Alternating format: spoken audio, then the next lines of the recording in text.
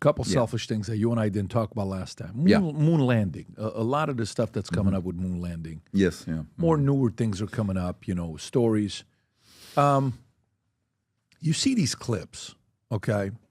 And some of these clips I watch, I know you got opinions on this and you've spoken about this before. Rob, if you can show this one that I just sent to you right now from 1969. These are claiming these are deleted scenes from 1969 moon landing. Whether this is true or not, I don't know. Whether this is Photoshop or not, I don't know. But I've seen these pictures and these clips all over the place. This is one of them showing, if you can play the clip, Rob, go for it. Watch this. I'm going to step off the left now. So lower the audio a little bit, Rob. It's very loud. Small step for man, This is first take. one giant leap.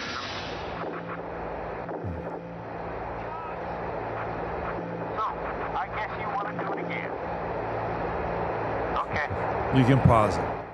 You see this clip. Right. I don't know if it's true or not. CIA, they made the additional movie talking about the fact that, that movie that came out, what was the name of the movie, Rob? Fly Me to the Moon? Fly Me to the Moon is the name of the movie. Right.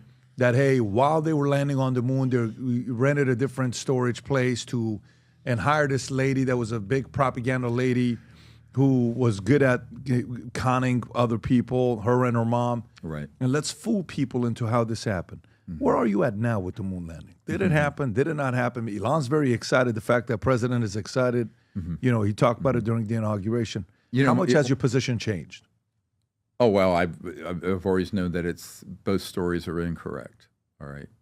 So this is the master of how these counterintelligence games are played. So my uncle worked for Northrop Grumman his whole life and was on the team that designed that lunar module that landed. And he had no knowledge of this kind of skullduggery. He was an aerospace engineer and a project manager it was Grumman, became Northrop Grumman. And but I got to know a number of astronauts, Apollo astronauts. What's more important, and this sets the stage for this, Pat, is that if you go to our whistleblower collection, and it's in here, some of it, but on our website, it's the full interview, a man named Carl Wolf, very credible man. He was at Langley Air Force Base at a National Security Agency relay station, and a piece of equipment broke, and he was brought in to fix it. And it was a compartmented area that he had never been allowed in, but they needed this fix. So he goes in.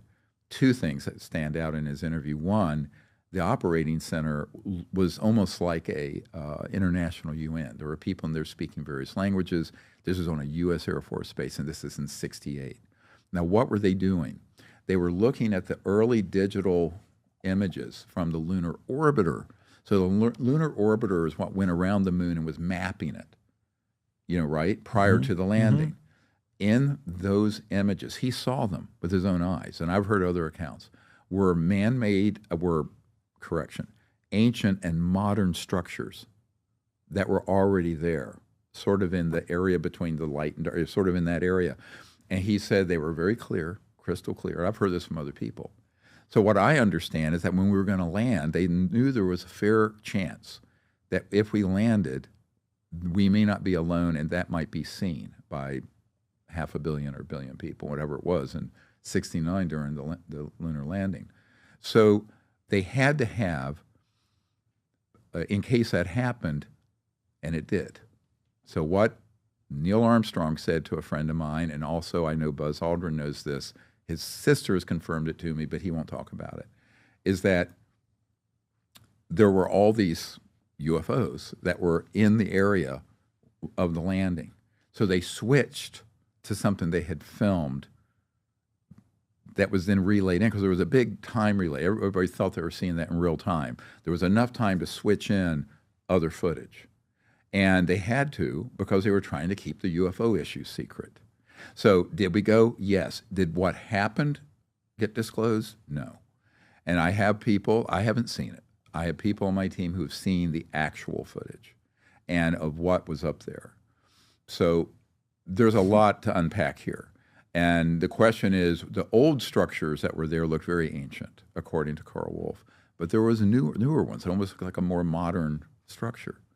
I think those may have been human from these covert programs. Because remember, we had if you go into our briefing document, there's something called the ARV, Alien Reproduction Vehicle, from the Norton Air Force Base Air Show of 1988. And it's beautiful artist rendition. So we have a firsthand witness who, Brad Sorensen, who didn't like the fact this leaked out, who was there at the Norton Air Show. And here are these, in a hangar at an air show, are 3 man-made UFOs floating. There was one I think about 25 feet, one around 50, and one about 100 feet. And those had Mercury-era components inside. They were for four men inside. And the Mercury era would have been late 50s, early 60s. And they had scorch marks where it would appear they had been out of the solar system and around. Now remember, we didn't land on the moon until 1969.